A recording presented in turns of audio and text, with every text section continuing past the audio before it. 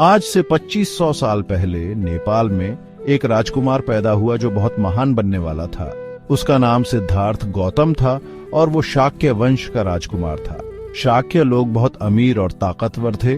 उनका राज्य हरे भरे बगीचों और शानदार महलों से भरा था। सिद्धार्थ के पिता राजा शुद्धोधन ने अपने बेटे को हर सुख सुविधा दी। सिद्धार्थ दुनिया के दुखों से अनजान बड़ा हुआ। उसका बचपन मार्शल आर्ट्स, पढ़ाई लिखाई और कला सीखने में बीता। वो बहुत होशियार था, हर काम में आगे रहता था।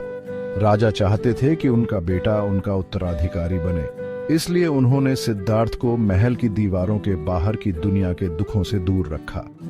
16 साल की उम्र में सिद्धार्थ ने राजकुमारी यशोधरा से शादी की, जो अपनी सुंदरता और गुणों के लिए जानी जाती थी।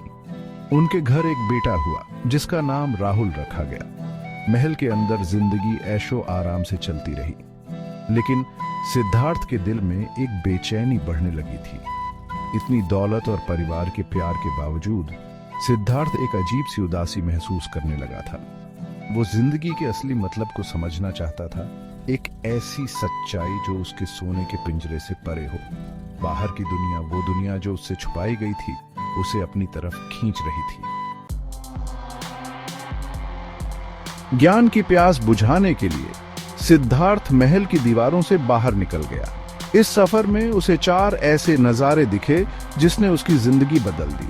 सबसे पहले उसने एक बूढ़ा आदमी देखा जिसका शरीर बिल्कुल कमजोर हो गया था और वो मुश्किल से चल पा रहा था।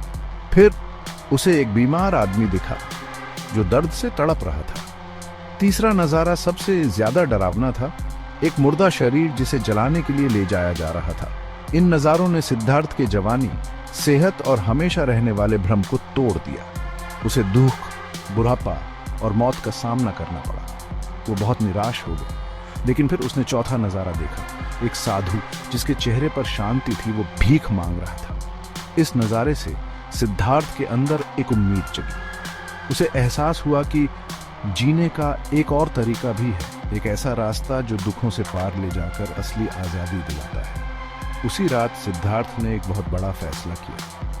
उसने अपना शाही जीवन छोड़कर ज्ञान की खोज में निकलने का फैसला किया।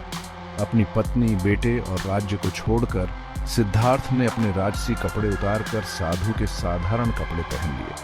त्याग के इस कदम ने बुद्ध बनने के उसके सफर की शुरुआत की।